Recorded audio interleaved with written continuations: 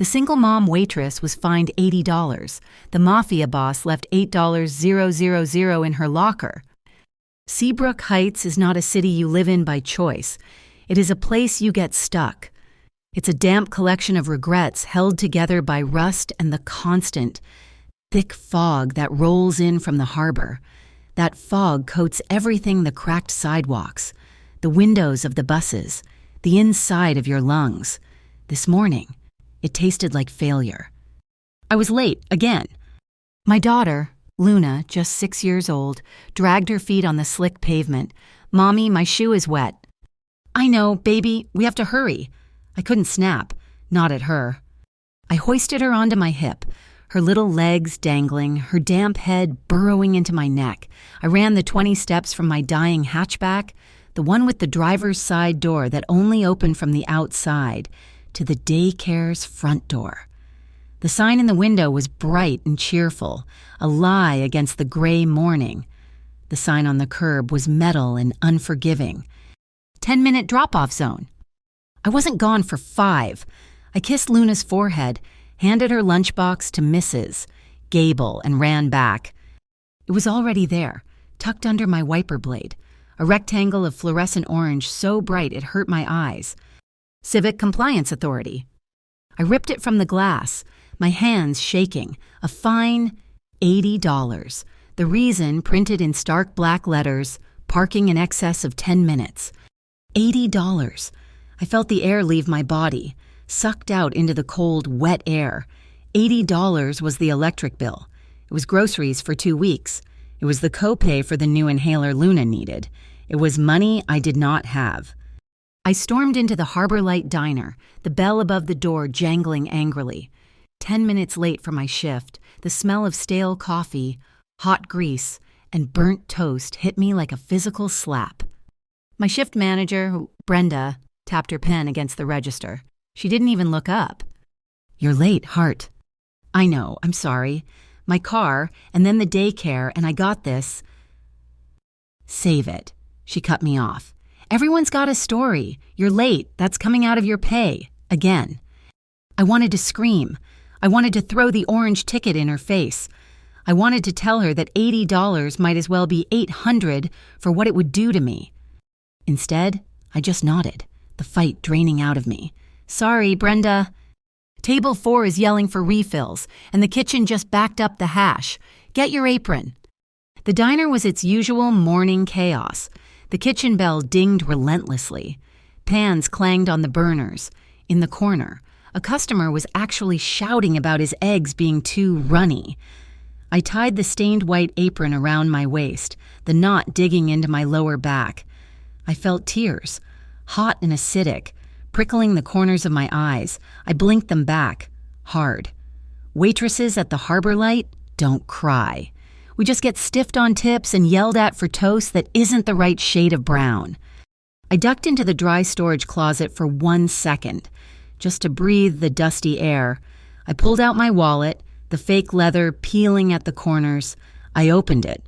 A $10 bill, a 5, 2 ones. I dug my fingers into the coin pocket and dumped the change into my palm. Quarters, dimes, a few nickels. I counted it fast. $9.50. $27.50. That was it. That was everything I had to my name until payday, which was 4 days away. The $80 fine wasn't just an inconvenience. It was a drowning. The night dragged on, each hour longer than the last. The lunch rush faded. The dinner crowd came and went. The rain outside turned heavy, lashing against the plate glass windows. Around 10 o'clock at night, when only the ghosts and the truly lonely were out, the bell above the door jangled, bringing in a blast of cold, wet air. 3 men swaggered in.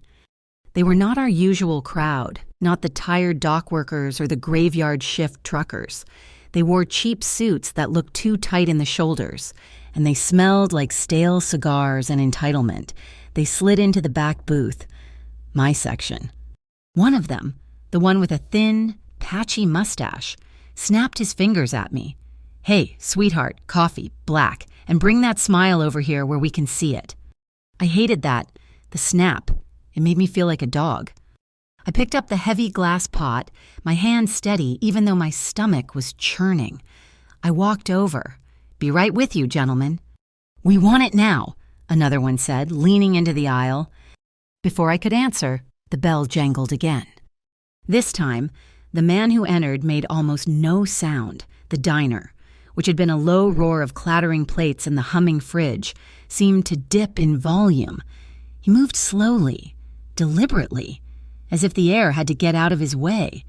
He wore a suit the color of the ocean at midnight, a deep, dark blue that looked like it cost more than my car, more than my apartment's deposit. Platinum clips flashed at his wrists. He did not look at me. He looked only at the booth. He stopped right behind the man who had snapped his fingers. He did not raise his voice. He did not have to. "The lady is working," he said.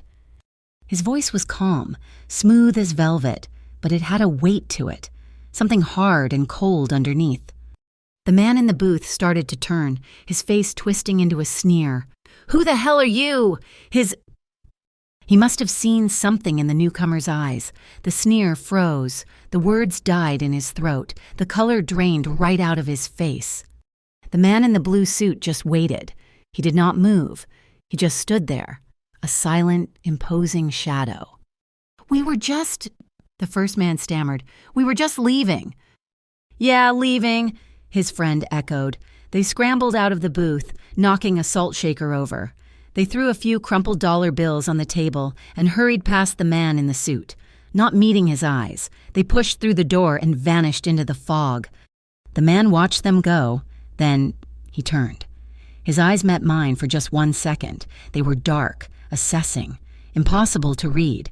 He gave a slight, almost imperceptible nod, then, just as quietly as he had entered, he turned and walked back out into the rain. I was left standing there, my heart hammering against my ribs, the coffee pot suddenly heavy in my hand. His name surfaced in my mind, a whisper I'd heard from the kitchen staff, a name tied to the docks and the shadows that ran them. Lorenzo Capone.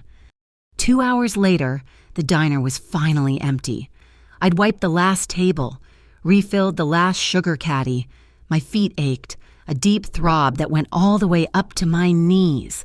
I dragged myself to the staff hallway, a narrow, flickering, fluorescent passage that smelled of bleach and old shoes. I reached for my locker, number 42.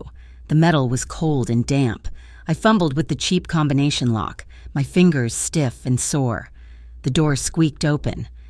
It was sitting right on top of my worn-out sneakers, a thick, cream-colored envelope. My name, Noelle, was not on it. Nothing was. I pulled it out. It was heavy, too heavy. My hand started to shake. I tore it open. Inside, there was a small, folded piece of notepaper. The handwriting was strong, precise, all sharp angles. "For the fine and the rest for tomorrow." It was signed with 2 initials, L.T. Beneath the note was a stack of cash, $100 bills, a thick, crisp stack. My breath caught in my throat. I pulled them out. I counted 1, 2, 3.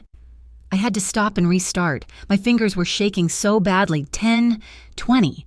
I counted the stacks. It wasn't a few $100s. It was $8,000. My first thought was not relief. It was pure, unfiltered terror. This was a mistake, or worse, it was a trap. This was the kind of money that got people hurt. This was the kind of money that bought silence. I looked around wildly, my heart pounding so loud I could hear it in my ears. I was going to shove it back, find Brenda, call someone. My eyes darted up to the corner of the hallway. There was an old, defunct security camera there, caked in dust and grime. It had never worked, not once in the 3 years I'd been here. Tonight it was working. A small, bright red light was glowing steadily from the center of the lens. It was aimed directly at my locker, directly at me. Someone was watching.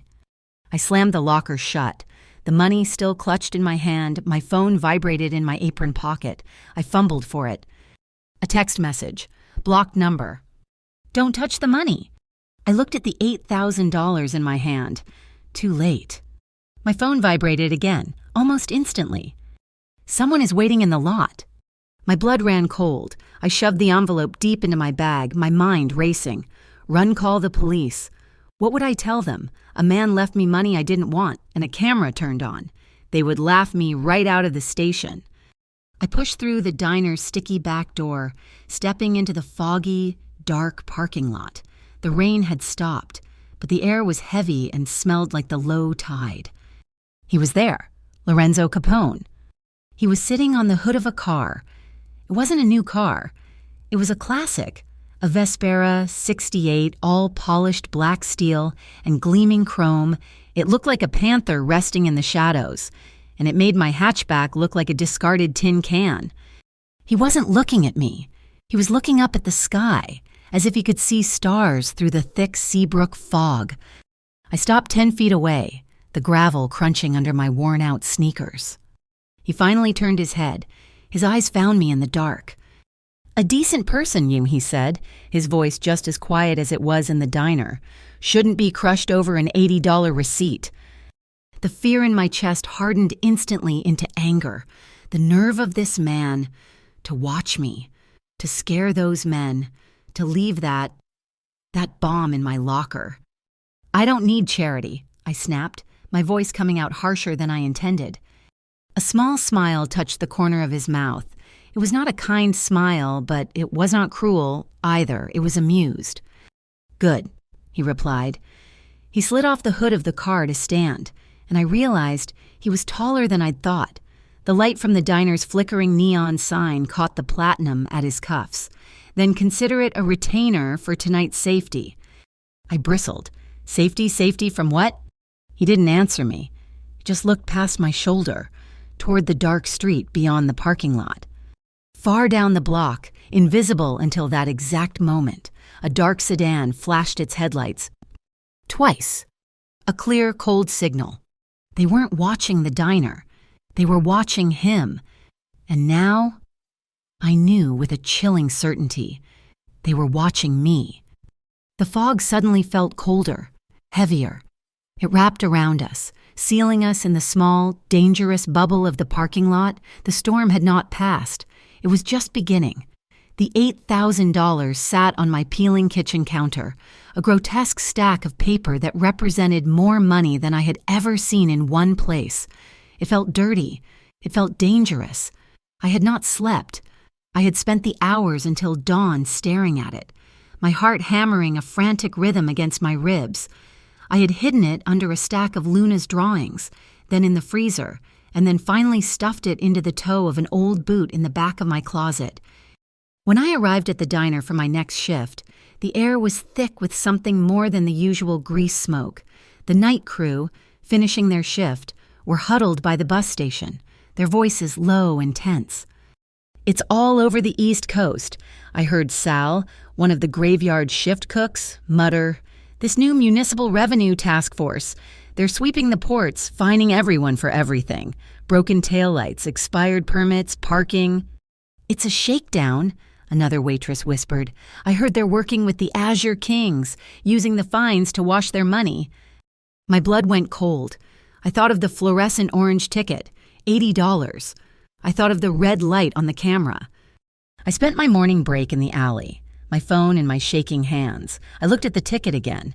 It looked official, but the logo for the Civic Compliance Authority was slightly blurred, like a bad photocopy.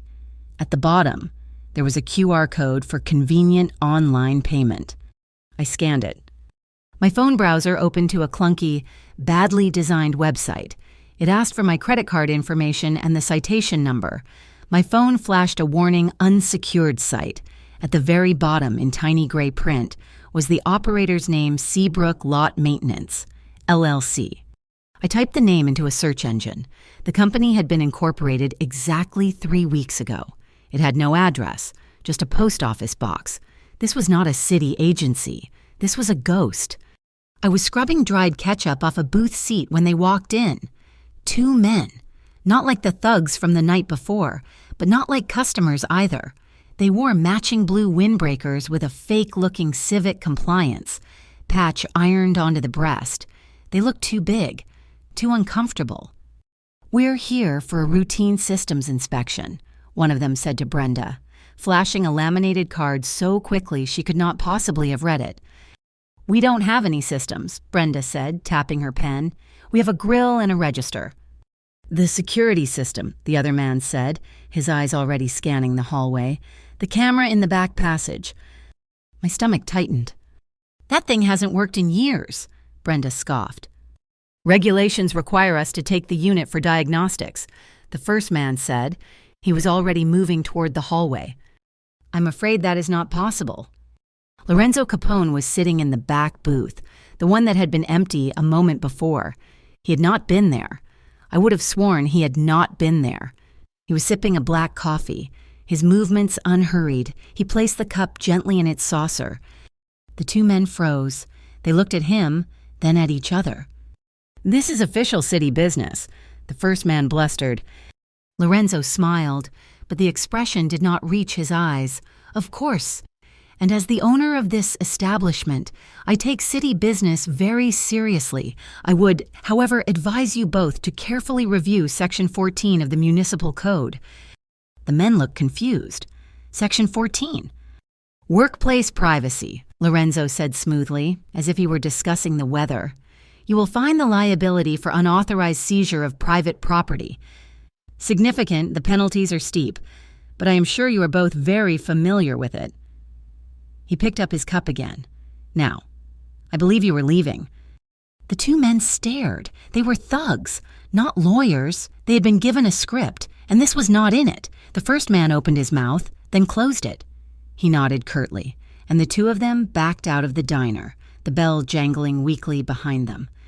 Brenda stared, her mouth open. "Owner, since when do you—" Lorenzo just looked at me. His gaze was steady, heavy. He dropped a $20 bill on the table for the coffee and walked out, leaving me trembling in the silence. The rest of the shift was a blur. I was convinced every customer was watching me. When my shift finally ended at 5, I ran to the daycare, grabbed Luna, and dropped her at my babysitter's, Mrs. Petrov, an elderly Russian woman who lived 3 floors above me. "Just for an hour. Mrs. Petrov," I lied. "I have to run to the grocery store." I needed to be alone. I needed to think. I was walking the 2 blocks back to my apartment, my keys clutched in my hand like a weapon, when I saw it, a windowless white van, parked across the street. It was idling, the engine a low, hungry rumble in the dusk. As I crossed the street, the van's engine revved. It pulled from the curb, its headlights snapping on, pinning me in their glare. It started to cruise alongside me. I froze. My heart stopped. Run. I had to run. But before I could move, a man walking a dog, someone I had never seen in the neighborhood, suddenly tripped. He stumbled directly into the path of the van, shouting in surprise. The van slammed on its brakes, the tires shrieking. At the same moment, another man pushed a heavy, metal grocery cart from the alleyway, right behind the van, blocking it from reversing. The van driver hammered his horn, shouting, but he was boxed in. I did not wait. I ran. I sprinted the last block, fumbled with my keys, and threw myself into the lobby of my apartment building, slamming the heavy door behind me. I leaned against it, gasping for air. The dog walker and the man with the cart, they were not accidents. They were his. Lorenzo Capone was waiting for me in the lobby, standing by the broken mailboxes. "That was them, wasn't it?" I panted, my voice raw. "The sedan from last night, the men in the diner, that van. Why me?" "Because you were chosen as a link," he said, his voice calm, "to force another man's hand." "What does that mean I am a waitress? I have nothing." "You have a fine, and you were seen with me." He stepped closer. "They are the Azure Kings. The rumors you heard are true. They are using the city's new fine system as a front. They expected you to pay the $80, a quiet transaction, but you did not. And then, You left the money," I whispered, the horror dawning. "They saw it on the camera. They think I am with you." "They think you are my liability," he corrected, "and they are right." He made an offer, a serviced apartment, the residency Halcyon Pier. He said it was clean, secure. He wanted me to take Luna and Mrs. Petrov there. Just for 48 hours, he said, until I clean this up. I shook my head, the anger returning, mixing with the fear. I cannot take any more of your help, your money. It just gets me in deeper. Kindness is a transaction, Noella, he said, his voice dropping. I paid up front. You pay me back with honesty. Honesty about what I told you. I have nothing. We will find out what you have, he said. When I got to my apartment, the door was unlocked. I knew I had locked it. I pushed it open, my heart in my throat. Nothing was stolen. Nothing was out of place. Except for the envelope tucked into the frame of my cracked bathroom mirror. My name was not on it. I opened it. It was not money. It was photographs, 4 of them. One of me, walking Luna to the daycare 2 days ago. One of me at the bus stop last week. One of me, in my diner uniform, taking out the trash. The last one was of Luna, on the playground, seen through the chain-link fence. I turned one over. Written on the back in neat block letters was the exact time, 7:48 in the morning. They had been watching me for days, long before the fine, long before Lorenzo. My phone vibrated in my pocket. I dropped the photos, my hands numb. Block number? A text message. We know where she sleeps. Bring the $8,000 to Pier 5 at midnight if you want her to stay safe. My blood froze. Azure Kings, the name from the diner, the name the truckers whispered. It was all real. The fine, the van, the photos. I slid down the wall until I was sitting on the dirty linoleum floor, the pictures of my daughter scattered around me. Lorenzo had followed me up. He stood in the doorway, his face a hard mask. He looked at the photos, then at the text message on my phone screen. Do not pay the extortionist, he said, his voice flat. They will take the money, and they will still come for you and your daughter. Then what do? I whispered, the words catching in my throat. What can I possibly do? He crouched down in front of me, forcing me to meet his dark, intense gaze. You pay me, he said, the words heavy as stones. You pay me a chance to work together. The Residency Halcyon Pier was not an apartment. It was a fortress disguised as luxury. It was all glass and brushed steel, with a lobby that smelled faintly of lemons and security. There were men in discreet suits who nodded at the elevators and cameras tucked into the corners of the ceiling that did not glow red. Luna was thrilled. She thought the floor-to-ceiling window overlooking the harbor was the biggest television in the world. Mrs. Petrov, bless her, just looked suspicious of the minimalist furniture and the high-pressure shower. It is too clean, she muttered, tapping a granite countertop. No soul. It's just for 2 nights. Mrs. P., I promised, my voice strained. Lorenzo had been thorough. The refrigerator was stocked. There were new, unopened toys for Luna. But the $8,000 remained in the toe of my boot, now hidden under the spare blankets in the linen closet. That night, after Luna was asleep in a bed that probably cost more than my entire year's salary, Lorenzo and I sat on the balcony. The fog was thinner here. Up on the 20th floor, the lights of Seabrook Heights were spread out below us, a carpet of broken jewels. You need to tell me, he said, his voice low, why they were watching you before the fine. The photographs were not random. I hugged my knees to my chest, the cold air seeping through my thin sweater. I had not said the name aloud in 6 years. It felt like digging up a grave. My ex-husband, as I said, the words tasting like ash. His name is Tyler Knox. Lorenzo was silent, watching me. He did not push. He just waited. He was not a good man. I was young, stupid, and I thought his flashy confidence was charming. He was a bookie, a very small, very stupid bookie, always chasing a big score, always owing the wrong people. I took a shaky breath. When I got pregnant with Luna, he promised he would clean up. He did not. He vanished 2 weeks after she was born, just gone. And the debts, Lorenzo stated. It was not a question. He left them behind, all of them. I changed my name back to Hart. I moved 3 times. I thought I had finally gotten clear.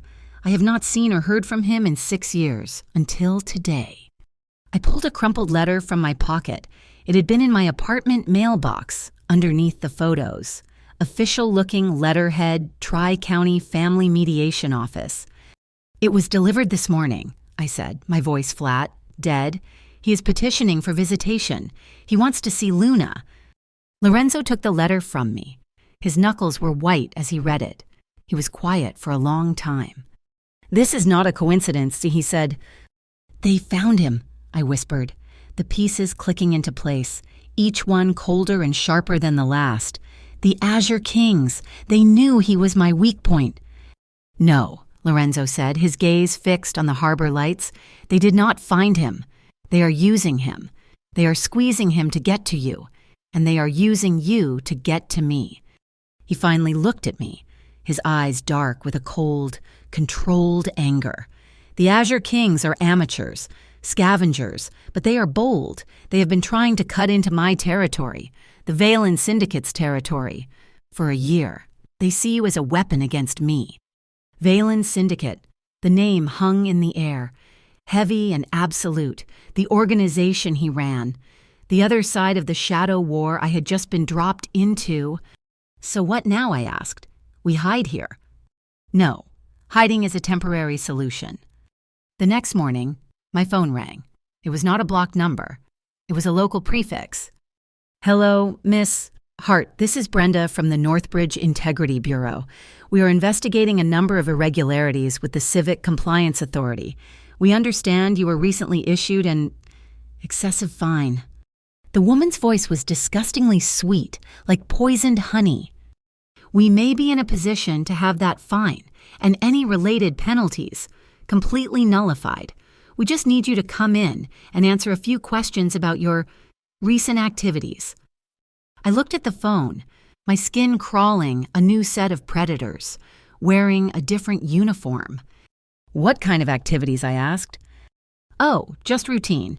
Who you have been seen with, any unusual payments you might have received, a simple conversation to clear your name. We are here to help the public. Miss Hart." I hung up. Lorenzo, who'd been listening, nodded slowly. "They are all connected. The Kings, the fake city agencies, a net. They are pulling it tight. They want me to go to them. Tyler wants to meet. The Kings want the money on Pier 5. I am being pulled in 3 different directions." "Then you go," he said simply. I stood up, my fear flashing into rage. "What are you, insane? You want me to walk into their traps? I will not be your bait. Lorenzo, I will not put my daughter in that kind of danger." He stood to face me. He was close, but he did not touch me. He just held my gaze, his own unwavering. "Look at me. Noelle, you've been bait your entire life. You were bait for Tyler's creditors. You were bait for the Azure Kings. You were bait for the Integrity Bureau. You have been running, and they have been chasing." His voice dropped, becoming intense, persuasive. "This time is different. This time, you are not being used. You are holding the leash. You will meet them. You will listen. You will keep every appointment, but you will not be alone. I will have my people on overwatch. They will not see us. They will not hear us, but we will be there. I will be there. I will not interfere unless I have to." I stared at him, my heart hammering. It was the most terrifying, empowering thing anyone had ever said to me. He spent the next hour teaching me. He was not a gentle teacher. He was precise, demanding. "You want to see who is following you?" he said, leading me to the building's mirrored lobby. "You never look over your shoulder. That is for movies. You stop at a window. You pretend to fix your hair. You use the reflection. You look for the person who is not looking at you, the person who is too busy reading a paper or looking at their phone." He took me to the stairwell. "You change your pace. You walk fast for a half a block, then you slow down, like you are looking for an address. See who matches your speed. You take a corner, then you stop immediately. The person behind you will be forced to walk right past you." He handed me a plain blue baseball cap from a bag. "Cameras. They are everywhere. They look for faces. You keep your head down. The brim of a cap is better than a hoodie. It is normal. It is invisible." I met Tyler that evening. I told Lorenzo I had to do it alone, but I knew he was close. I felt his presence like a shield around me. I found Tyler lurking near Luna's old daycare, the one I had just pulled her out of. He looked terrible. He was thin, his skin a sickly gray. His eyes, once so full of false confidence, were now just pools of raw terror, darting left and right. "Noelle," he whimpered, trying to grab my arm. I pulled away. "What do you want, Tyler?"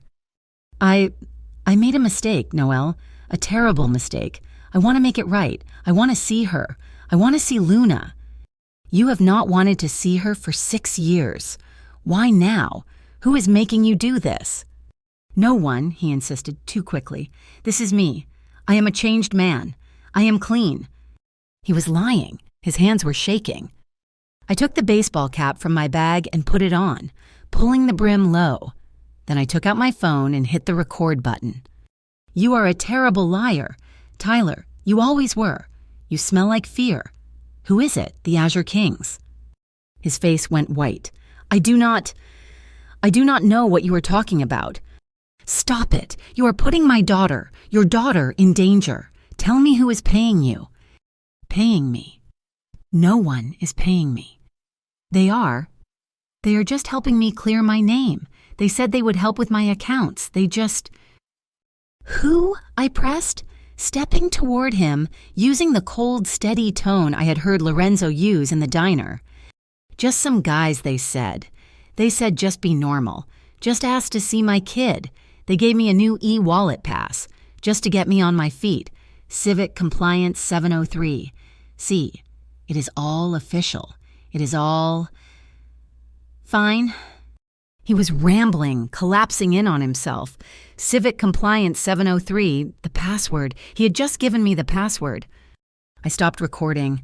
I looked at this broken, pathetic man who was my past. "Stay away from us, Tyler. Stay away from my daughter. If I see you again, I will not be this polite." I walked away, my legs shaking, but I did not run. I walked at a steady pace, just as Lorenzo had taught me. I met him in a small, dark park 2 blocks away. I did not have to say anything. I just played the recording. He listened, his face carved from stone. When he heard the password, his eyes narrowed. He did not say anything until the recording finished, until the only sound was the distant city traffic. Then he spoke, and his voice was colder than the night air. "They have merged civilian fines with money laundering. They did not even bother to cover their tracks. They are arrogant." He looked at me, and I saw something new in his eyes. It was not pity. It was respect. "We pull this thread," he said. "We pull it until the entire thing unravels." The plan was audacious, borderline insane, and it came from Lorenzo as we sat in the sterile luxury of the Halcyon Pier. "Tomorrow night," he said, placing a glossy invitation on the coffee table, "is the Seabrook Forward Gala. It's at the Ivory Key Hotel. It's the city's biggest back-patting event of the year. Politicians, businessmen, media, and the Azure Kings." I finished for him. "And the Azure Kings," he confirmed. "They are running the charity art auction. It's their primary laundry for the revenue from the fines. They will move millions of dollars in 2 hours, all under the guise of philanthropy. And you want me to... what go?" "You are going to work," he said. He produced a crisp, new Harbor Light diner uniform, identical to my own, but this one was for a catering service. "You will be a server at the event. You have the experience. You belong in that room in a way my men never could." He placed 2 small, delicate objects on the table. One was a pair of simple pearl earrings. The other was a heavy, ornate silver serving tray. "The pearls are cameras," he said. "The tray is a high-fidelity microphone. You will serve champagne. You will clear plates. You will get close to the auction table. You will get close to Commissioner Bly, who we know is on their payroll." The next morning, the hallway of the service department became my training ground. It was long, carpeted, and quiet. I put on the uniform. It felt familiar, but the fabric was stiffer, newer. Lorenzo placed the silver tray in my hands. It was heavier than the cheap plastic ones at the diner. "Walk," he commanded, "to the end of the hall and back. Do not look at the tray. Look at your destination." I started self-conscious. The tray wobbled. "Your shoulders are tight," he said. He was walking behind me, his footsteps silent on the thick carpet. I could feel his presence, a warmth at my back. "Relax them. You are carrying drinks, not the weight of the city." I tried again. My steps were hesitant. "Your pace is wrong. You are rushing. A good server is invisible. They move with the rhythm of the room, not against it." He stepped up beside me, then fell into step just behind me again. "Match my pace. Breathe. Step, breathe, step." I focused on the sound of his measured breathing, the brush of his expensive shoes on the carpet. We walked the length of the hall. He was so close I could smell the faint, clean scent of his suit, something like crisp cotton and cold air. "You're leaning forward," he corrected. "It shows weakness. Stand straight." I felt his hand on my back, just between my shoulder blades. It was not a push. It was a light, firm pressure.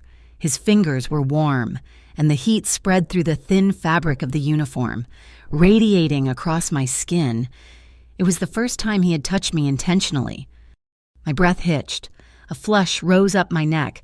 I expected him to pull his hand away immediately. He did not.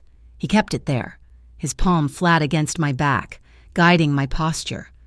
"There," he said, his voice a low rumble so close to my ear it vibrated. "Hold that. That is balance. That is control." I nodded, unable to speak. I walked the length of the hall again, his hand staying on my back, a silent, steadying weight. I did not stumble. I did not blush this time. I just walked. When we reached the end, he slowly dropped his hand. The spot where it had been felt suddenly, strangely cold. "If someone questions you," he continued, his tone all business again, "what do you do?" I make an excuse." "No, an excuse is a question. You give them a fact. I am looking for the kitchen. I'm covering a different section. You do not apologize. You state your purpose and you move. If they touch the tray, you smile. A bright, empty, professional smile. A smile makes a man forget what he was about to ask." I set the tray down, my hands suddenly shaky from the adrenaline. Not the weight. And if it goes wrong, Lorenzo, if they recognize me, if one of those thugs from the diner is there. My men will be in the kitchen, on the security team, and in the valet line. You will not be alone for a second.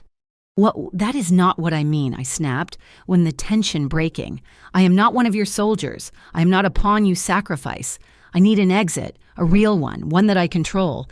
If I feel the heat, I am out. No questions. No wait for the signal. I am gone." He studied me, his face impassive. I expected him to argue, to pull rank, to remind me of the $8,000 or the danger to my daughter. "Fine," he said. "You feel it is compromised. You walk. You walk directly to the kitchens and you do not stop. There will be a service exit unlocked." He paused.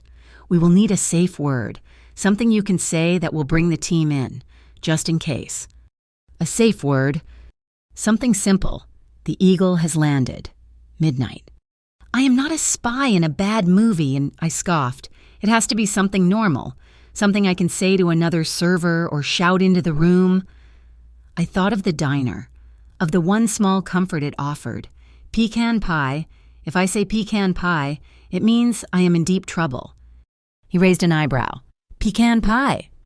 It is the only thing at the harbor light that does not taste like despair. If I am asking for it at a fancy gala, you know I am desperate." A flicker of that rare, amused smile touched his mouth. "Pecan pie it is. You ask anyone for a slice of pecan pie, and the roof will come down." That evening, a garment bag arrived. Inside was a simple, elegant, floor-length black dress, the kind servers at high-end events wore. I went into the bedroom to change. The fabric was silk, or something like it, and it slid over my skin. Cool and smooth, it fit perfectly. I walked back out into the living room. Lorenzo was standing by the window. He turned as I entered. He did not speak. He just stopped. His eyes, usually so sharp and analytical, moved over me once, slowly, From my hair, down the line of my neck, to the way the dress settled at my waist, and down to the floor. It was only half a second, but I saw it. The intake of breath, the flicker in his gaze. His eyes met mine, and they were warmer than I had ever seen them. "It fits your confidence, Noelle," he said, his voice quiet. Just before we left, as Mrs. Petrov was reading Luna a bedtime story, Lorenzo stopped me by the door. "This," he said, pressing something small and cold into my hand. I opened my palm. It was a silver keychain. It was simple, elegant, with 2 letters engraved on it, waitress. "Luna Heart," he said, answering my unasked question. "So she is always with you, a reminder of what you are fighting for." I closed my fingers around it, the metal warming to my skin. I looked up at him. The sheer, terrifying reality of what I was about to do washed over me. I was a waitress, and I was about to walk into a nest of vipers run by a man who commanded the city's shadows. "What do you really need from me, Lorenzo?" I asked, my voice barely a whisper, besides the evidence. He met my gaze. There was no deception in his eyes, no hidden angle, just the hard, unvarnished truth. "Trust," he said. And I realized, as I slid the keychain into my pocket, that for the first time in my entire adult life, I was not a victim. I was not a target. I was not a pawn. I was a partner. The Ivory Key Hotel ballroom was suffocating. It smelled of heavy perfume, old money, and the faint metallic tang of hypocrisy. Hundreds of people, the elite of Seabrook Heights, moved in slow, glittering circles, their laughter as brittle as the champagne flutes they carried. I moved between them. The heavy silver tray balanced on one hand, a ghost in a black silk dress. My heart hammered against my ribs, a frantic drumbeat against the smooth classical music. I saw him, Commissioner Bly. He was standing near the grandly decorated auction podium, his smile wide and empty as he shook hands with a developer whose grin was just as hollow. I needed to get to the podium. I loaded my tray with used glasses, my movements fluid, invisible, just as Lorenzo taught me. I approached the cluster of men, my eyes down. "Excuse me, gentlemen."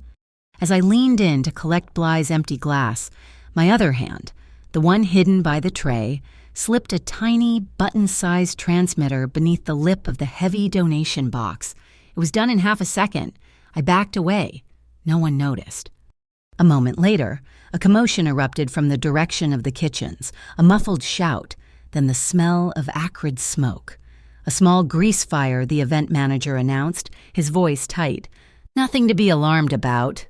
But the chaos was the screen. As the guests murmured and turned toward the kitchens, I saw 2 of Bly's private security men, not hotel staff, move to the art display. They did not take the valuable seascapes. They lifted a single, garish piece of modern art, all black squares and silver lines. It was a poorly disguised casing for a hard drive. They were moving it toward a side room, where Bly was now waiting.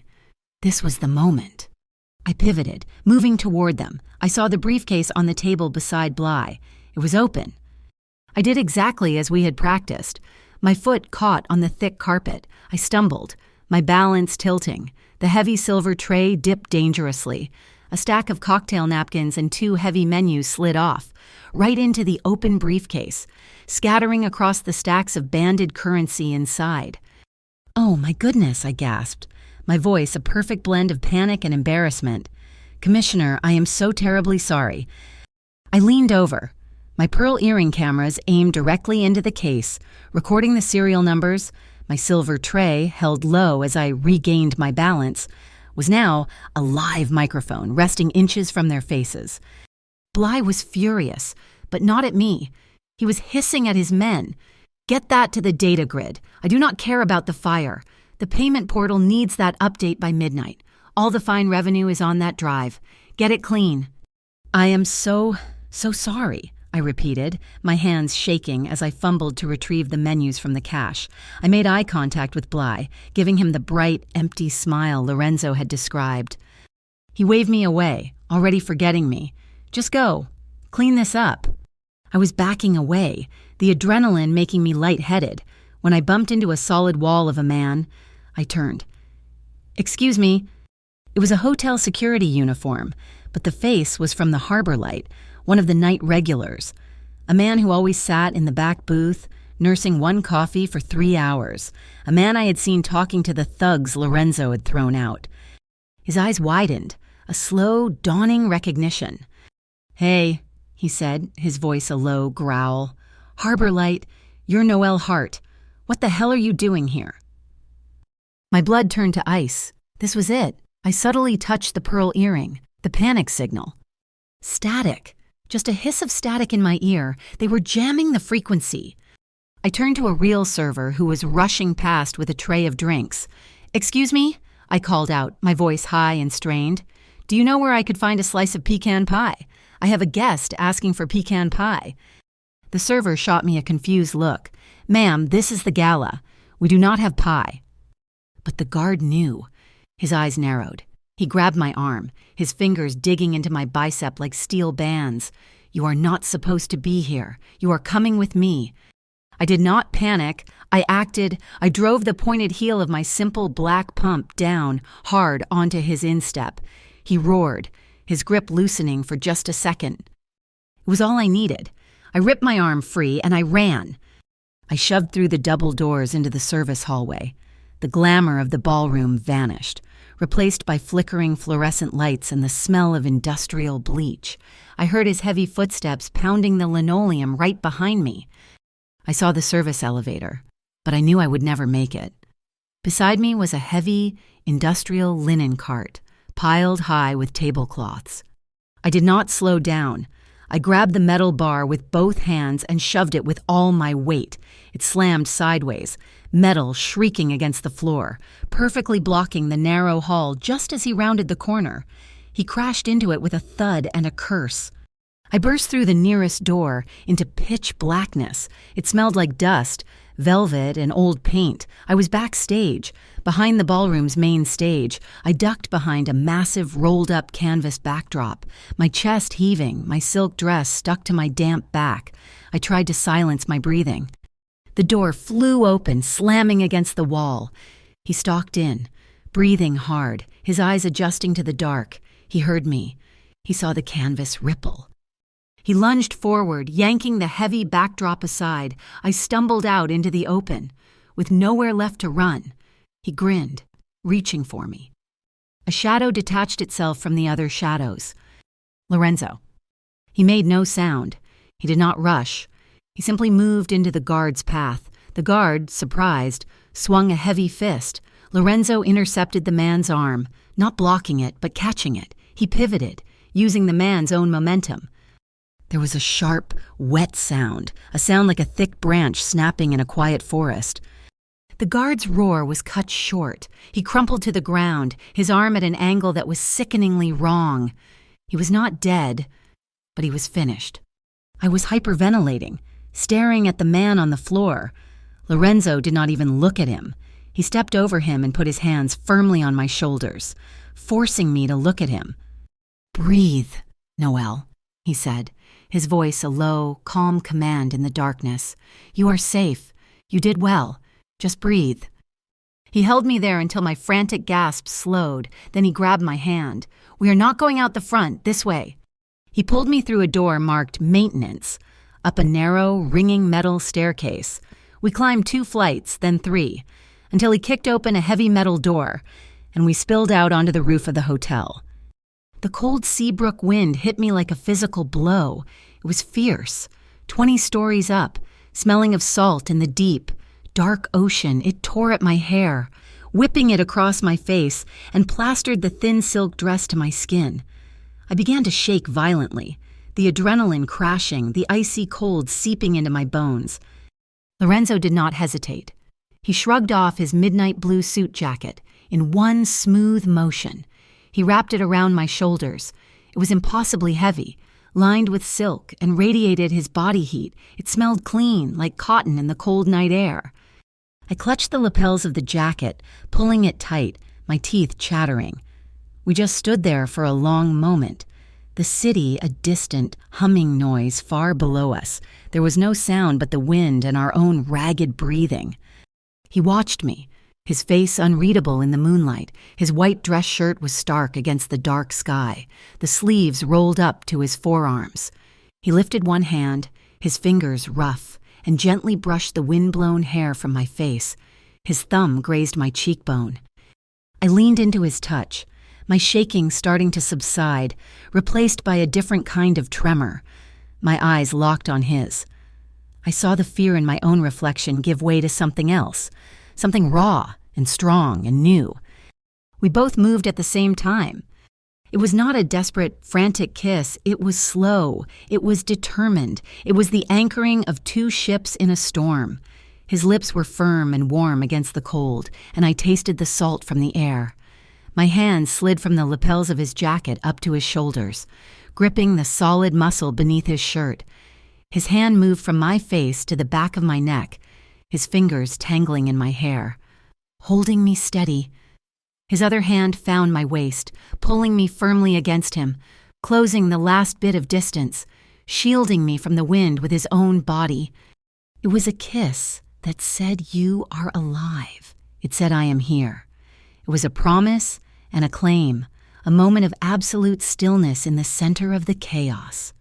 He broke it slowly, pulling back just enough to rest his forehead against mine. His hands slid to my arms, gripping me, holding me up. My hands rested on his chest, where I could feel his heart beating, steady and strong. "We are leaving," he whispered, his voice a low vibration that I felt more than heard. "You got what you needed." As if summoned by his words, a new sound cut through the night. Sirens, multiple sirens, wailing from the streets below, getting louder. But they were not coming to the hotel. They were screaming past it, heading toward the docks, a diversion. I looked at him, and he allowed a small, grim smile.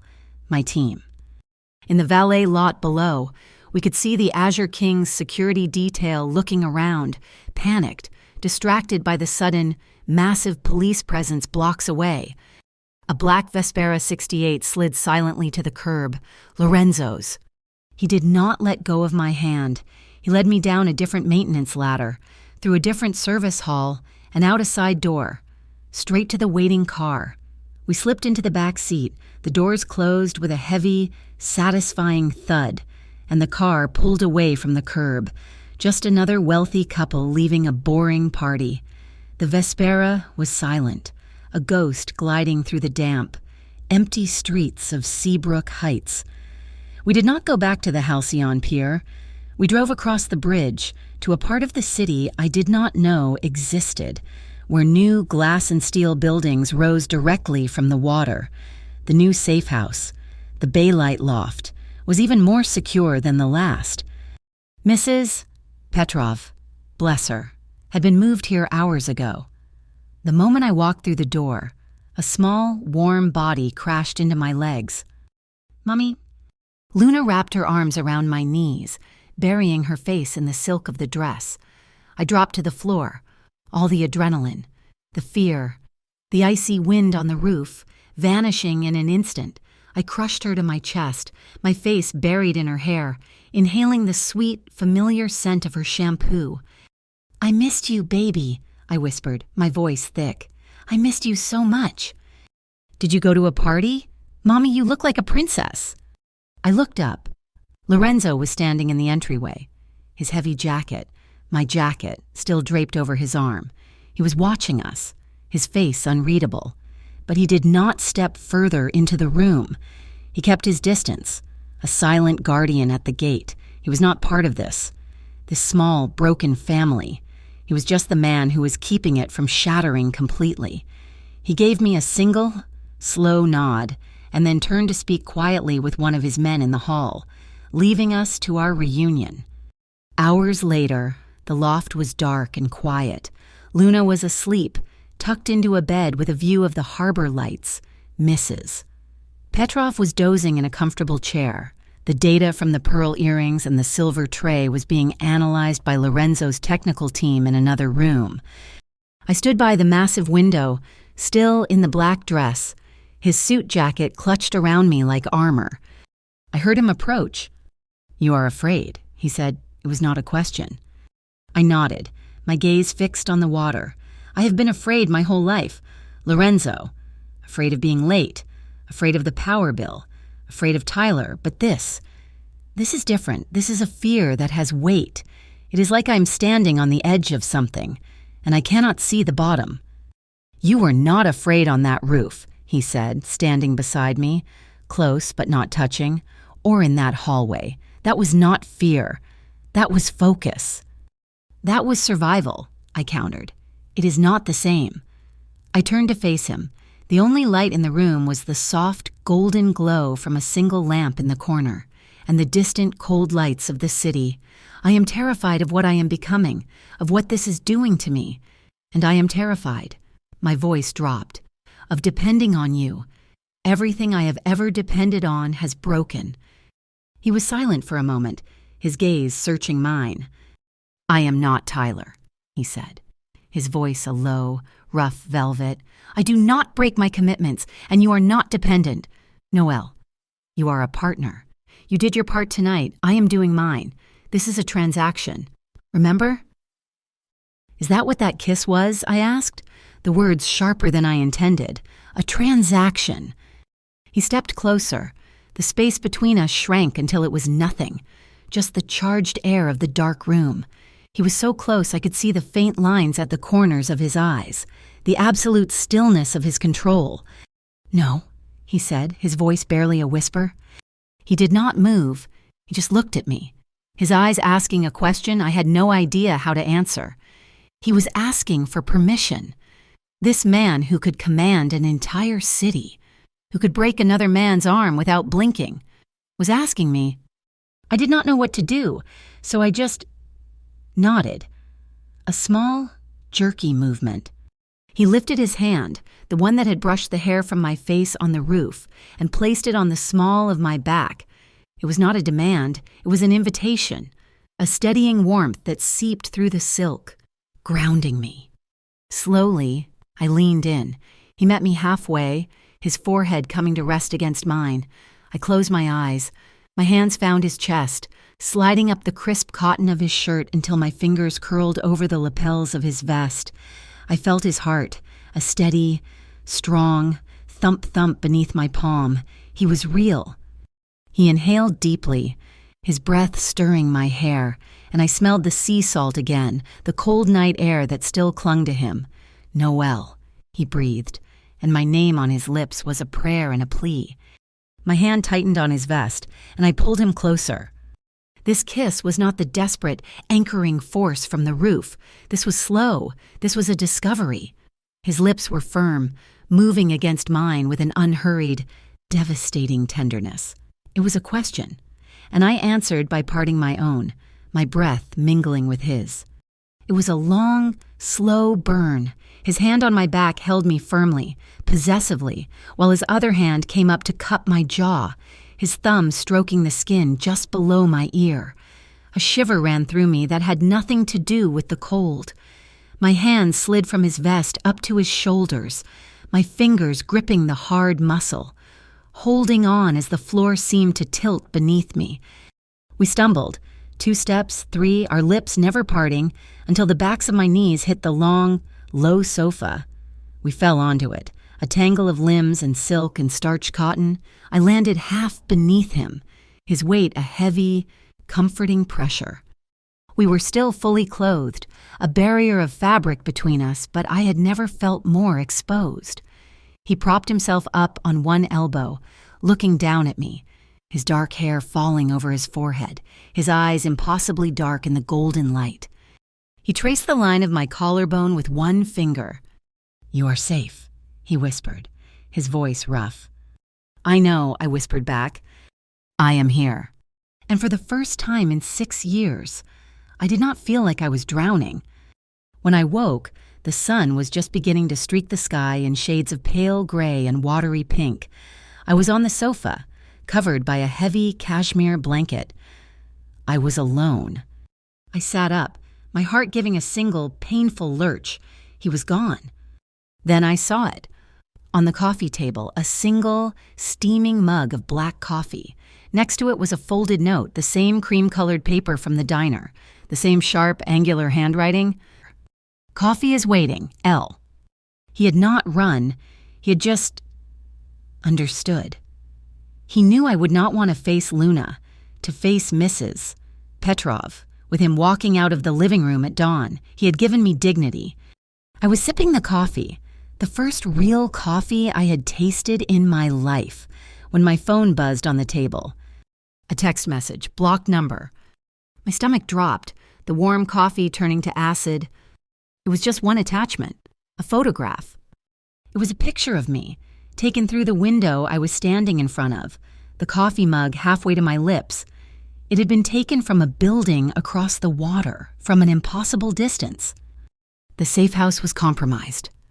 I had exactly 2 seconds to process this before there was a hard, official-sounding knock on the loft's heavy front door. I heard Mrs. Petrov's startled cry from the other room. "Ma'am," a loud, amplified voice called from the hallway. "This is the Civic Compliance Authority. We are conducting a mandatory residency check. Please open the door."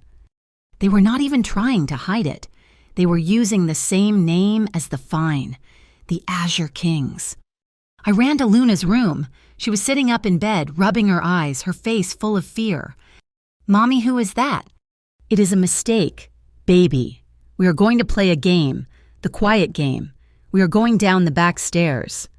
I grabbed her, grabbed Mrs. Petrov's arm. "Not a word," I hissed. I led them to the service elevator, my heart hammering. I thought of Lorenzo's lessons. Change your pace. Do not run where they expect you to run. I did not go to the lobby.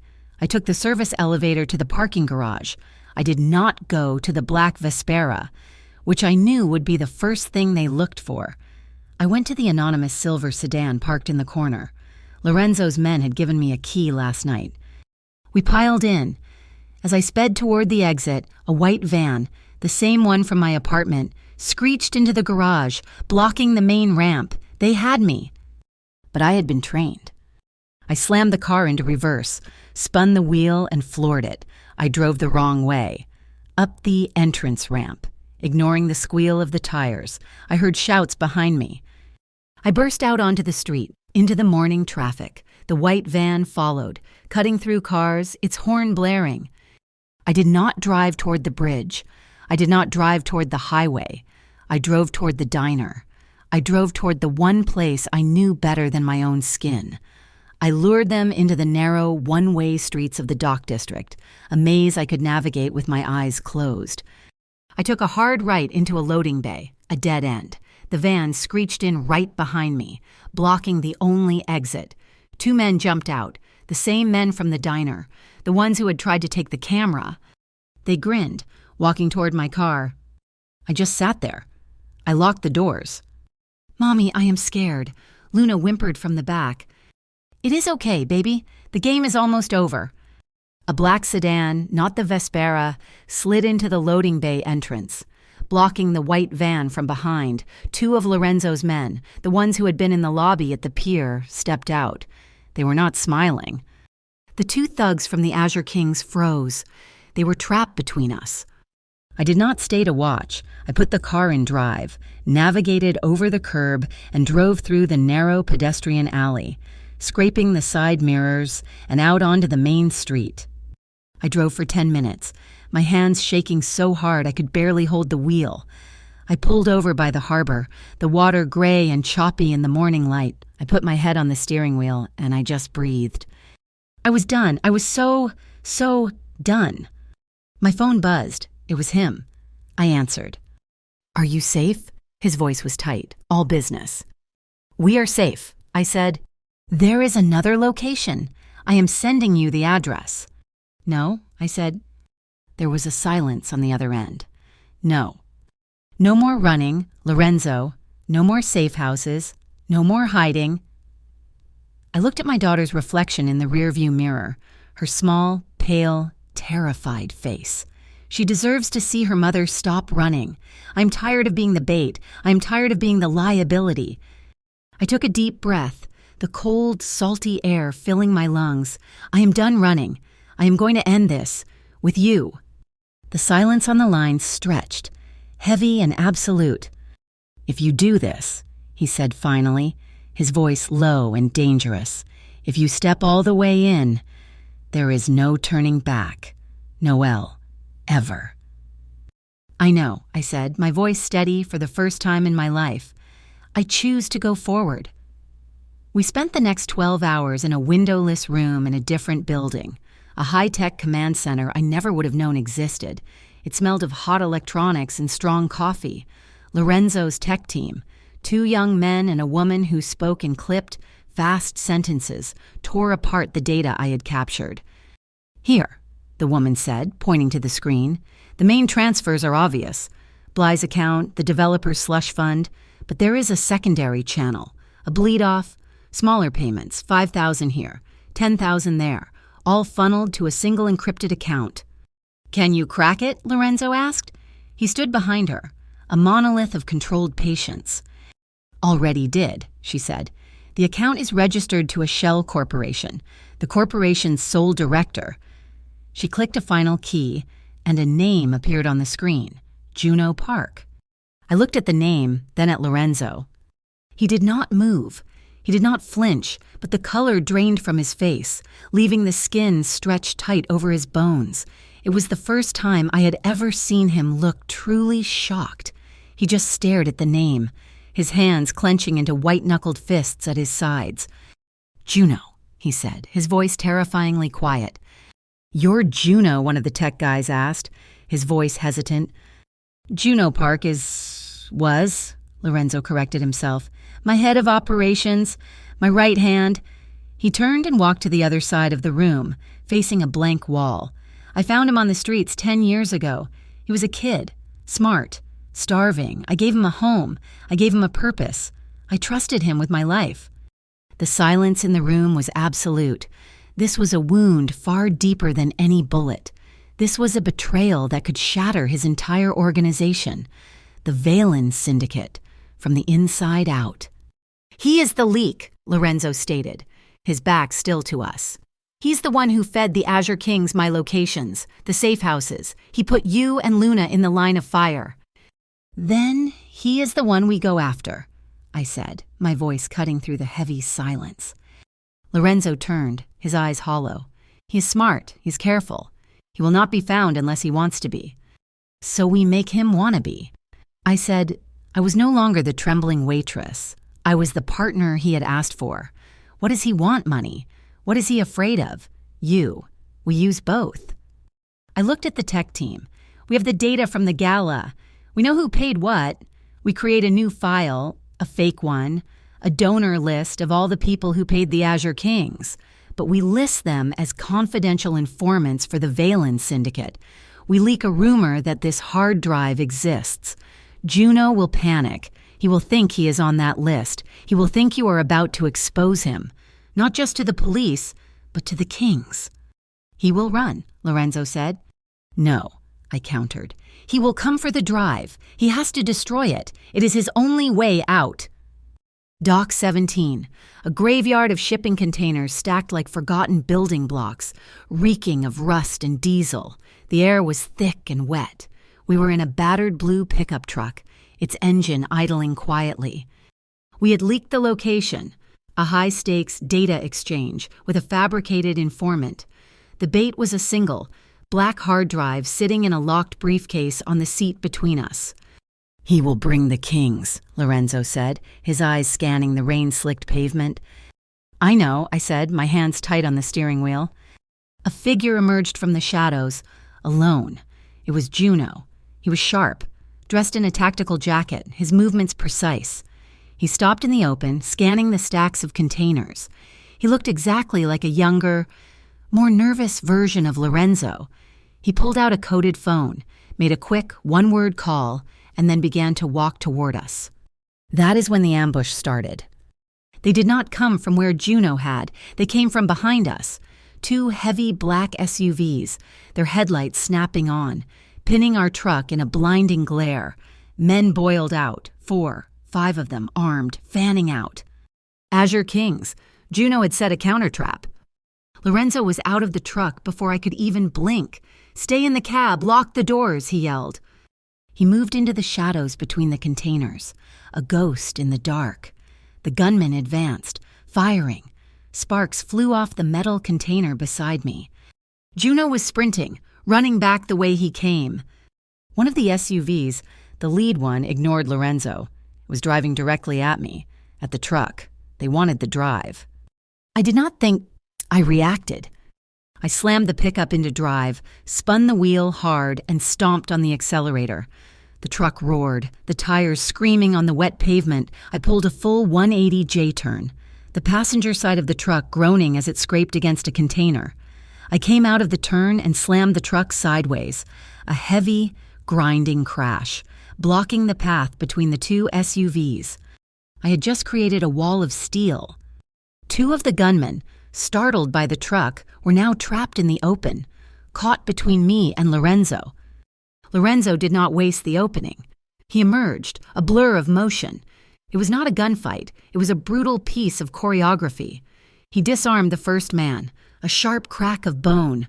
The second man raised his weapon, but Lorenzo was already inside his guard, and the man went down with two precise, devastating strikes. It was over in 3 seconds. The other gunman, trapped behind the SUVs, started firing wildly at the truck. Bullets pinged and ricocheted off the metal around me. I ducked, my head below the dash. I laid my hand on the horn, a long, deafening, continuous blast that echoed through the container yard, disorienting them. With my other hand, I fumbled in the glove box. Lorenzo had put road flares in there. I lit one, the red-hot chemical fire hissing to life, and threw it out the window. It landed in a puddle, casting demonic, flickering red shadows everywhere, blinding the men in the headlights. I heard running footsteps. Juno, when he was making a break for it, vaulting over a low barrier. He was fast, but he was panicked. As he landed, something small and plastic slipped from his jacket pocket, clattering unnoticed onto the concrete. He was gone. The remaining gunmen, their leader gone, scrambled back into their SUV and reversed, smashing their way out of the dockyard. Silence fell, broken only by the hiss of the flare and the steady drip of rain. Lorenzo walked calmly out of the shadows. He was not even breathing hard. He came to the driver's side window. "Are you hurt?" he asked. "No," I whispered, my hands shaking so hard I could not let go of the steering wheel. He looked at the bullet holes in the truck door. He looked at me. Then he walked over to the spot where Juno had vaulted the barrier. He bent down and picked up the small plastic card. He stared at it. "Juno," he said, and this time, his voice was not cold or angry. It was just broken. The single word held 10 years of trust, shattered on the wet concrete. He looked like the marble statue of a general. Moments after he had been run through with a sword, he was still standing, but the life was gone from his eyes. He had lost, not the fight. He had lost something he had built. I got out of the truck, my legs unsteady, and walked over to him. He did not look at me. He just stared at the card in his hand. I did not know what to do. My instincts screamed at me to run, to get away from this man and the violence that surrounded him. But my feet stayed planted. I put my hand on his arm. The muscle was rigid, like steel. "Lorenzo," I said quietly. He did not respond. "You are allowed to hurt," I whispered. He flinched, as if I had struck him. He slowly turned his head. He looked at me, his eyes wide, vulnerable, a look I never thought I would see. He was a man who had never been given permission to feel anything but rage or control. I stepped closer, and I did not think about it. I just did it. I wrapped my arms around his waist, pressing my face against the rough material of his jacket. It was not a kiss. It was not passion. It was an anchor. It was me, holding the pieces of him together before they could fall apart. He was stiff for a long second, a man unused to comfort. Then, slowly, his arms came up. One hand settled on the back of my head, his fingers tangling in my hair. The other gripped my shoulder. He did not pull me closer. He just held on. He rested his chin on the top of my head, and I felt him take one long, shuddering breath. We stood there for a minute, 2 survivors in a metal graveyard. Finally, he loosened his grip. I stepped back. The mask was back in place, but his eyes were clearer. He was present. He looked down at the card in his hand. He was clumsy. He was scared. "What is it?" "It is an access card," he said, his voice hard again, the steel returning. "To the citywide data grid, the central server that controls everything, traffic lights, the power grid, and the civic compliance payment portal." I finished. He nodded. "He was the architect. This is the key to the entire operation. He just handed us the door." He looked up, not at me, but at the glittering, corrupt skyline of Seabrook Heights. "The Winter Harbor Festival is in 2 nights, and he said, the entire city will be in Mariner Square, watching the fireworks. They will be watching the city's largest public video screens." A cold, terrible resolve settled over me.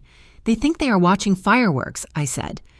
He met my gaze, the last trace of his broken trust forged into a weapon. "We will give them a different show." The Winter Harbor Festival was the mask Seabrook Heights wore to hide its rotting teeth. From the command center, we watched the live feeds, thousands of people packed into Mariner Square, bundled in coats, their faces turned toward the massive 50-foot video screens that flanked the main stage. They were waiting for music and fireworks. They were about to get the truth. The air in the room was electric, tight. The plan was set. I was going in as festival logistics staff, a borrowed uniform and a clipboard my only cover. Juno's keycard was heavy in my pocket. It would get me into the citywide data grid server room, tucked in a concrete bunker beneath the square. "The crowds and the pyrotechnics will cover your entry," Lorenzo said, his voice flat. He was all business. The betrayal from Juno hammered into a cold, sharp weapon. "The music will mask the sound of the server fans when you override them." We were finalizing the data packet I would upload when one of Lorenzo's men entered the room, his expression tight. "Boss, we have a problem. Someone turned up at the perimeter. It's Tyler Knox." My blood ran cold. Tyler. And he was ushered in, flanked by 2 men who looked like they could break him in half without thinking. He looked worse than when I'd seen him near the school. He was shaking, his eyes wide and bloodshot, a fresh bruise blooming on his cheek. The Azure Kings had clearly been unhappy with his failure. He saw me and stumbled forward, falling to his knees. "Noelle, please, please, I am so sorry." I did not move. I just looked at this pathetic wreck of a man who had almost gotten my daughter killed. "They made me," he sobbed, the words spilling out. "They had all my old debts from years ago. They said they would clear them. They just wanted to know your routine. When you worked, what time you took Luna to daycare. I did not know what they were going to do. I swear." "You sold us out, Tyler," I said, my voice as cold and dead as the harbor in winter, "for a gambling debt." I know, and I am a piece of garbage, but I can fix it. I can help." He looked up, his gaze frantic, latching onto Lorenzo. "You are going after the data grid. Aren't you under the square? I heard them talking. Bly's men. They sealed the whole area. You will never get past the new checkpoints." "We have a plan," Lorenzo said, his voice bored. "You do not have the tunnels," Tyler said, almost triumphant. "I do. The old utility and maintenance tunnels. I used to hide from bookies down there when I was a kid. They run all over the city. I can get you under the square, right to the server room's back wall. No checkpoints, no cameras. Please, Noelle, let me do this. Let me do one thing right." I looked at Lorenzo, raised an eyebrow. Leaving the decision to me, I looked back at Tyler. This was not about forgiveness. I would never forgive him. This was about a tactical advantage. "Get up," I ordered. "You do not talk. You do not make excuses. You just guide us. You do this one thing, and then you vanish." He nodded, weeping with relief. Later, as the team prepped the new route, Lorenzo pulled me aside, his face hard. "The plan has changed," he said. "What do you mean Tyler's route is better?" "Not that. The risk profile is too high. Tyler is unstable. The Kings are desperate. I am moving Luna. Tonight, I have a plane waiting at a private field. She and Mrs. Petrov will be in another country before you even enter the tunnel." I looked at him, and the old fear, the old anger, returned in a hot flash. "No." His eyes narrowed. "This is not a negotiation, Noelle. Her safety is the only thing that matters." "You are wrong," I said, my voice low and shaking, but not with fear, with rage. Her safety and what she learns from this are the only things that matter. What do you want her to see that her mother, the one time she finally stood up, got scared and ran, that the monsters always win, and the only answer is to hide? I have been running her whole life. No more. She deserves to see her mother stand and fight. She deserves to see me win. She stays. We end this. We end it tonight, and we go home." He stared at me, a long, silent battle of wills passing between us. He was a man used to giving orders and having them obeyed without question. I was the first person in a long time who had said no. I was not just his liability, or his partner. I was his equal. He finally broke the gaze, giving a single, sharp nod. "As you wish. She stays." We returned to the data packet. One of the techs pointed to the screen. "It is ready, Miss Hart. When you upload this, it will dump the entire network. Every transaction, every name, the low-level clerks at the CCA, the cops on the payroll, the city accountants who looked the other way. It will burn them all." I hesitated. I scanned the list of names, the smaller accounts. "Wait." I pointed to one. "That man, I know him. He has 3 kids. He works 2 jobs. He's not a kingpin. He is just trapped, like I was. We cannot destroy people like him." "It is the only way to be sure," Lorenzo said, his voice void of emotion. "You cut out the entire rot." "No," I said firmly, looking him in the eye. "That is what they would do. We're not burning the city down to save it. That is not justice. That is just a different kind of tyranny. We are surgeons, Lorenzo, not butchers. Filter the data. I only want the leadership. Bly, his director at the CCA, the Azure King's leadership, and the main corporate accounts. We hit the head. We give the little guys, the ones who were forced, a chance to come clean." He studied me, the hard logic in his eyes warring with something else. "It is a risk. It leaves loose ends. It is the right thing to dodge. We are not them." He gave a small, almost imperceptible smile. "Filter the data.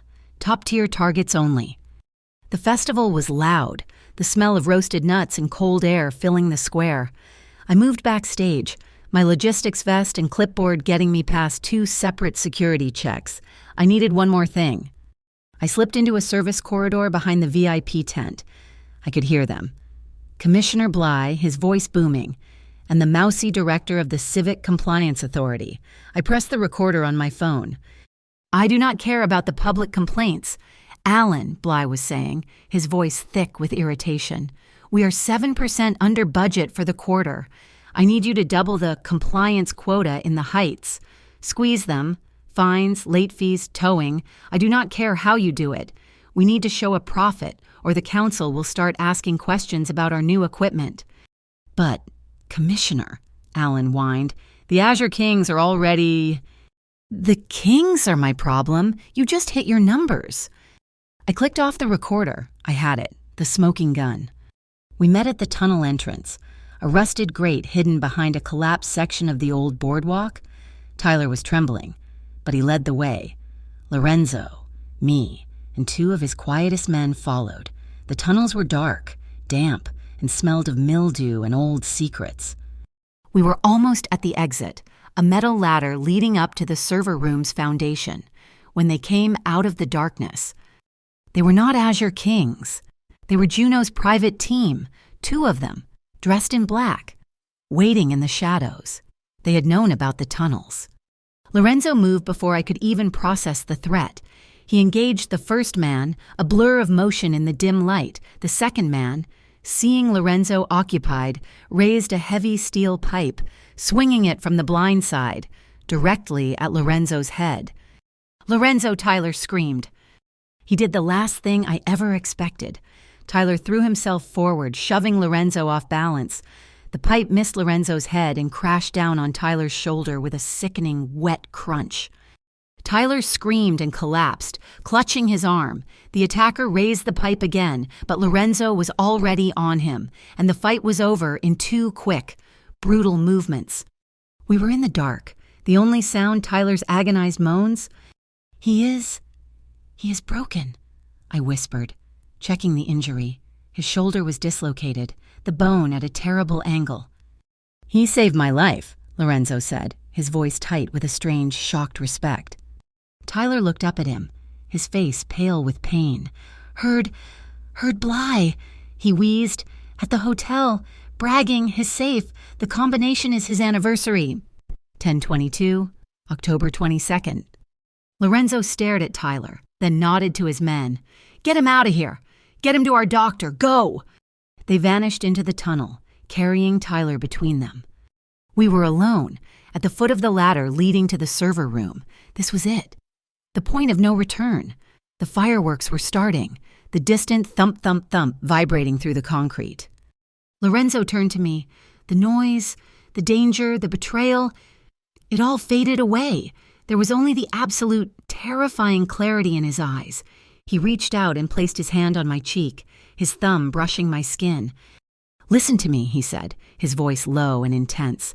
"You have the card. You have the data.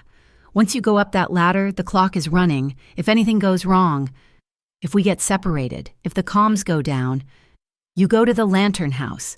It is an old bar in the fishing district. Do you understand? You go there, and you wait. I will find you. No matter what, I will wait." I looked at him, at this impossible man who had dragged me into his darkness and then shown me how to fight in it. I was not the woman from the diner. I was not shaking. I placed my hand over his, pressing his palm to my face. I gripped the hard drive in my other hand. "It will not go wrong," I said, my voice steady. "We are not breaking tonight, Lorenzo." I met his gaze and my own smile, for the first time, felt as strong and as dangerous as his. "We are just going to make them crack in all the right places." I turned and I swiped Juno's card. The lock clicked open. The light turned green.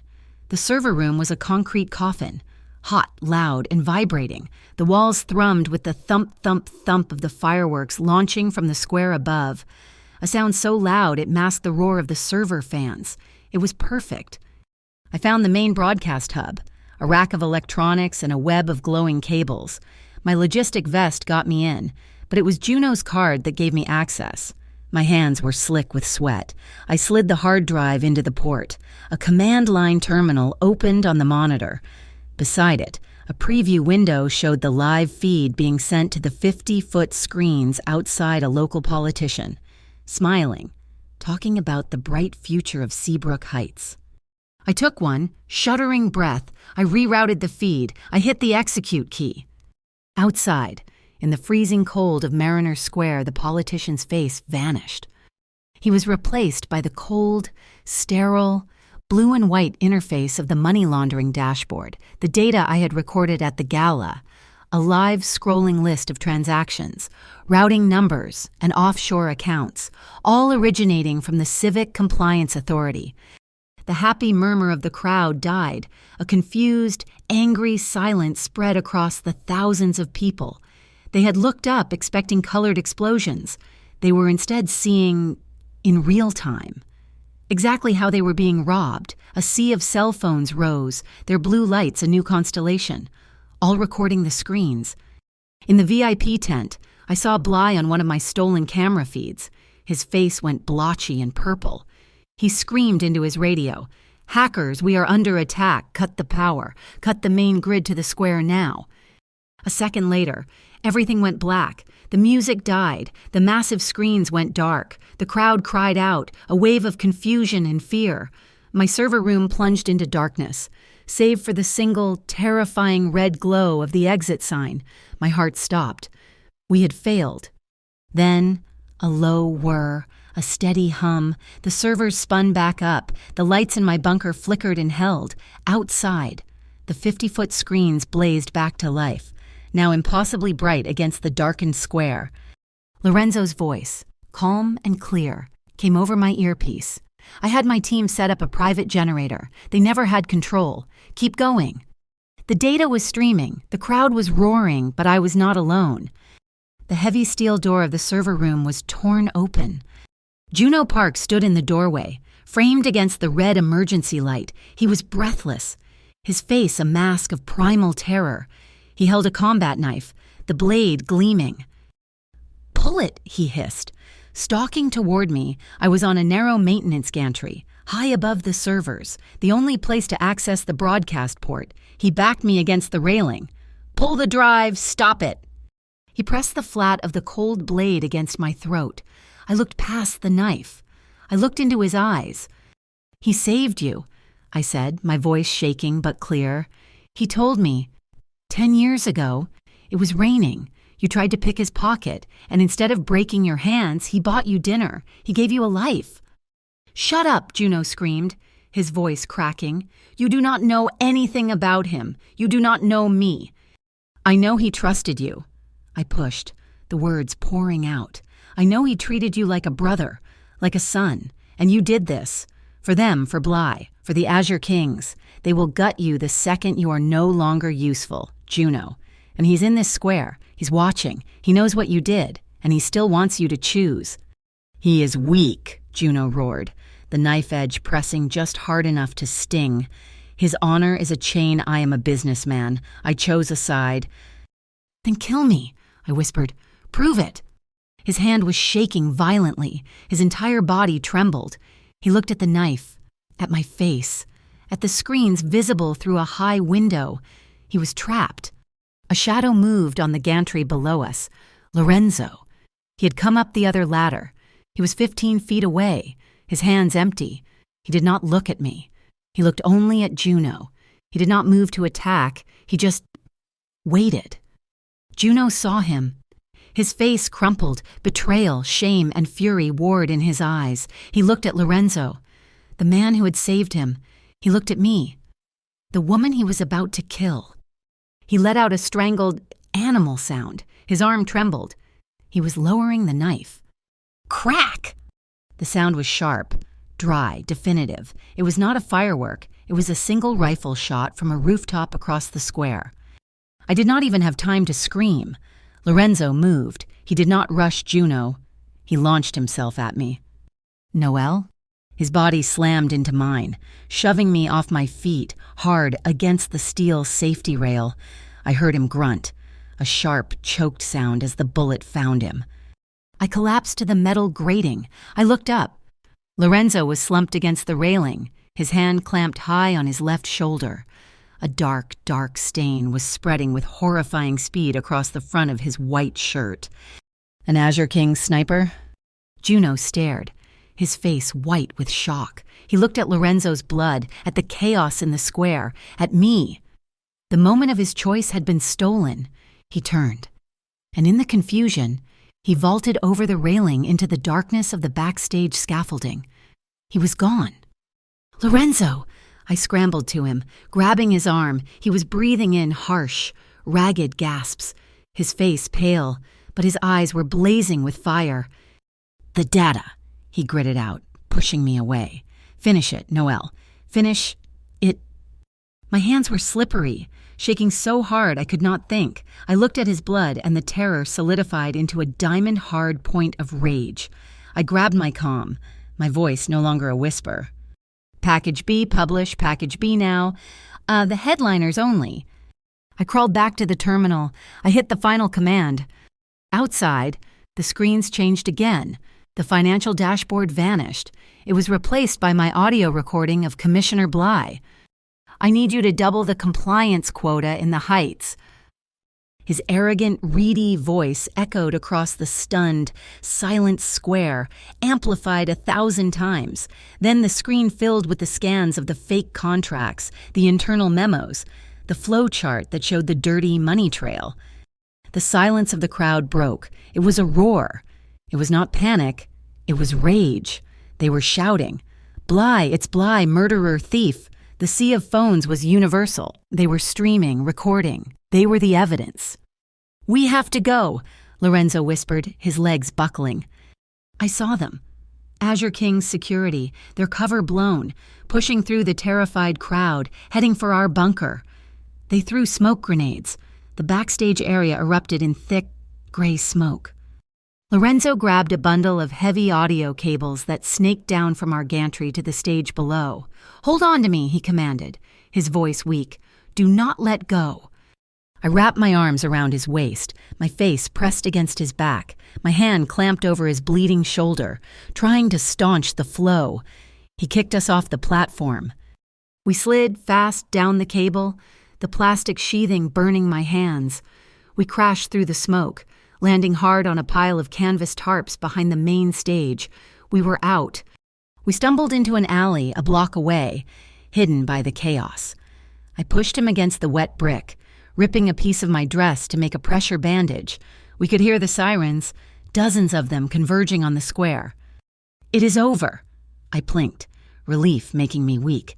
"They are here. The police. They got him." Lorenzo shook his head, a grimace of pain. "No, not them." We peered around the corner, into the flashing red and blue lights. The vehicles screeching to a halt were not Seabrook PD cruisers. They were the anonymous, expensive black SUVs of the Northbridge Integrity Bureau. The side door of the lead vehicle opened. Commissioner Bly stepped out, unharmed, his face a mask of civic fury. He was shouting orders. "Secure the perimeter." This was a terrorist attack on our city's data grid. Seize all the broadcast equipment. It is all evidence. Seize everything. I stared in horror. He was not being arrested. He was taking control. He was using his authority to confiscate all the evidence we had just broadcast. Lorenzo slumped against me, his smile a bloody, grim line. "The knot," he whispered, his breath hot on my cheek. It just got tighter. Bly's men were taking the square apart, confiscating everything, labeling it all as evidence in a domestic terror investigation. We had lost. We had shown the city the truth, and the man responsible was now officially investigating it. He was erasing his own crimes in real time. Lorenzo was leaning heavily on me, his breathing shallow, the patch on his shoulder already soaked through. We had to move. "The Lantern House," I said, the words cutting through my panic. He looked at me, his eyes clouded with pain but still sharp. "What?" "Your safe word, your fallback, the Lantern House. You told me to wait there. We are not waiting. We are finishing this." It was not a bar. Not really. It was a basement club in the fishing district, smelling of sawdust and stale beer. It was a known haven for artists, activists, and anyone else who did not trust the city government. The owner, a tough older woman named Mags, recognized me from the diner. "Hart," she said, wiping a glass, "you look like hell." "I need your projector," I said, "and your live stream." I pulled the keychain from my pocket. L.H. Luna Hart. I twisted the top. It was a USB drive, a perfect copy of everything from the gala. Mags looked at the drive, then at my face. "Bly is calling this a terrorist attack." "Bly is the terrorist," I said. "He's stealing from everyone in this district, from every parent trying to pay for daycare, from every small shop just trying to keep its lights on. I have the proof. He sees the broadcast, but he cannot seize the internet." She smiled, a slow, grim smile. "The projector is in the back. Let's start the show." For the next 12 hours, we did not stop. Mags and I started a stream. We did not send it to the news. We sent it to the parent-teacher associations, the neighborhood watch groups, the local business forums. We sent it to the victims. Lorenzo, his shoulder professionally stitched and bandaged by his private doctor, did not rest. He made calls, not to his soldiers, but to his network. He gathered the dock workers' union, the independent truckers, the night market vendors. He gathered the people who actually made Seabrook Heights run, the people Bly had been squeezing for months. They met at the Lantern House, a silent, angry army in work boots and flannel shirts. As we were prepping the data feed, 2 men arrived. The first was Tyler, his arm in a heavy sling. He looked pale but sober. He did not look at me. He just placed a small digital recorder on the table. "I had one more," he said, his voice quiet. "From the hotel. Before the gala, Bly meeting with the Azure King's banker, I thought it was leverage. It is not. It is just the truth. He played it. We heard Bly laughing, agreeing to the quota of fines in exchange for a percentage of the wash. It was the final nail. The second man was Juno. He walked into the bar, and the entire room went silent. Lorenzo's hand went inside his jacket, but Juno was unarmed. His face was a wreck, hollowed out by shame. He looked at Lorenzo, his eyes flooded with a decade of guilt. He was right, Juno whispered, talking to Lorenzo, but looking at me. I was a businessman, and they were bad for business. They shot you.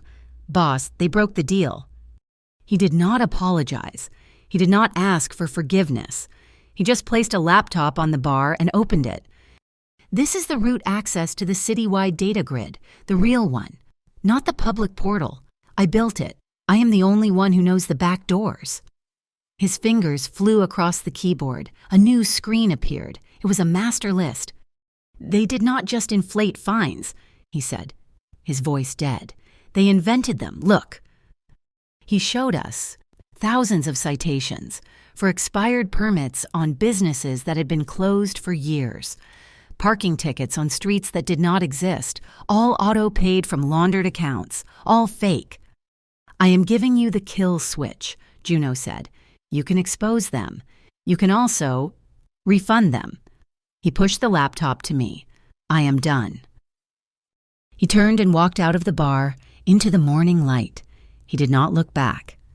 The pressure from the festival, from the failed cover-up, from the thousands of citizens now sharing my live stream from the Lantern House was too much. The city council, in a panic, convened an emergency civic review assembly. It was a show trial. Bly was there, in full uniform, looking like a hero, describing the vicious, coordinated attack on the city. He spun a story of hackers, of organized crime, of the Valen Syndicate trying to destabilize the city. He had the Northbridge Integrity Bureau standing guard. He thought he had won. We have secured the evidence, he concluded, his voice smooth and reassuring, and we will find the traitors responsible.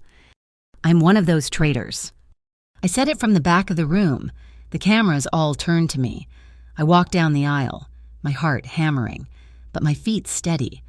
I was not in a silk dress. I was in my waitress uniform. My name is Noelle Hart.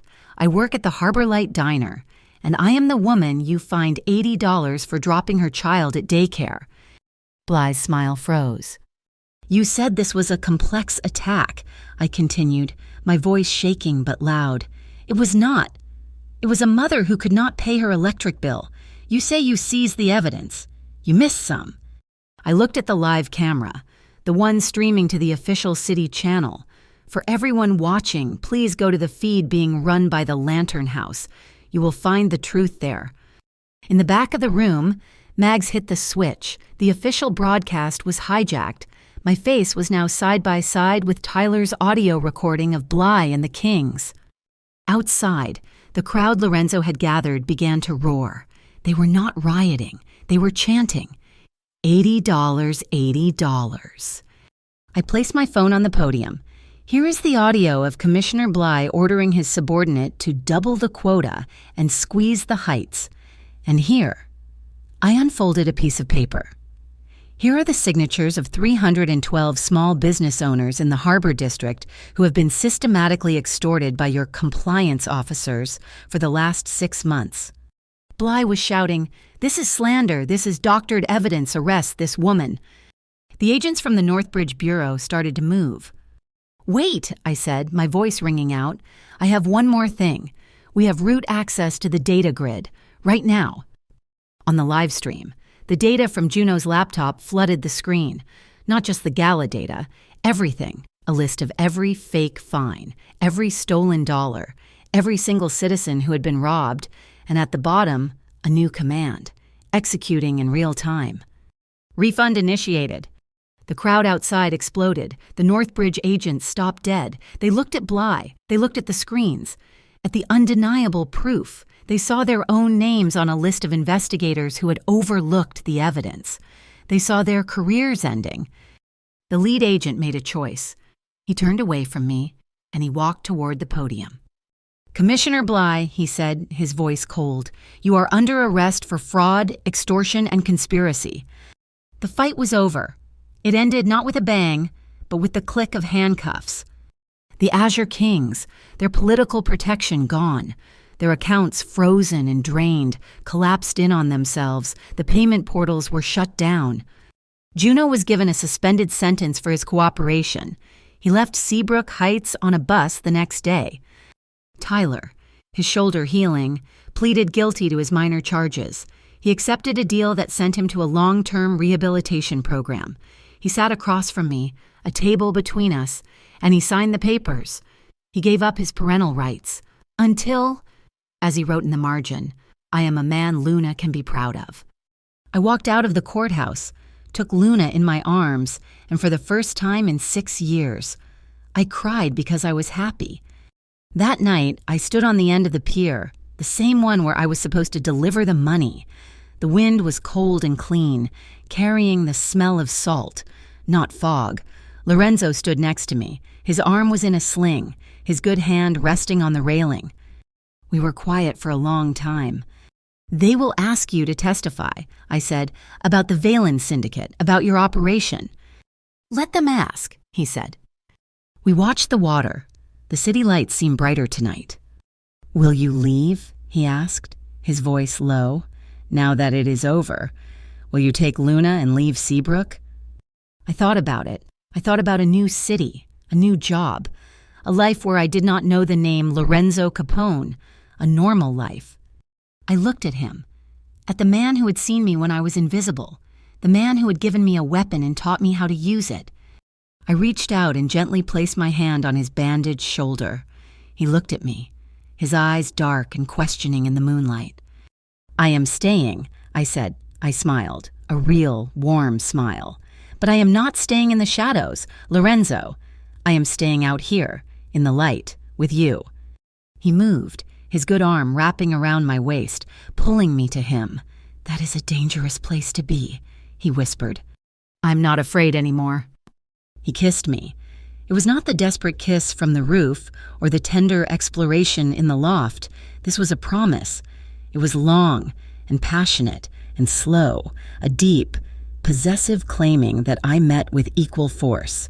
My hands tangled in his hair, his hand held me against him, and we stood as one, silhouetted against the lights of the city we had, in our own strange way, just saved. Far in the distance, I saw the Harbor Light Diner, a new, brightly lit sign hung in the window. A customer had paid for it. No fines for kindness. In my mind, I saw my old locker, number 42. I saw the envelope with $8,000 that had terrified me, and I saw a new note, one I had put there myself. $8,000 once started a new life. Today, we pay with courage. Lorenzo pulled back, his forehead resting against mine. "You still owe me," he murmured, a hint of that rare, amused smile in his voice. I looked up at him, confused. "Owe you for what?" "A normal date," he said, his eyes crinkling at the corners. "No ruot duoi, no fao sang, just dinner." I laughed, the sound carried away by the ocean wind. "I think I can handle that." Thank you so much for listening to this story. We would love to connect with you. Please, drop a comment below and let us know where in the world you are listening from. If you enjoyed this journey, please subscribe to our channel, Mafia Boss Stories, and give this video a like. And finally, if you want more stories like this to be heard, please support us by hitting that hype button. It helps more than you know.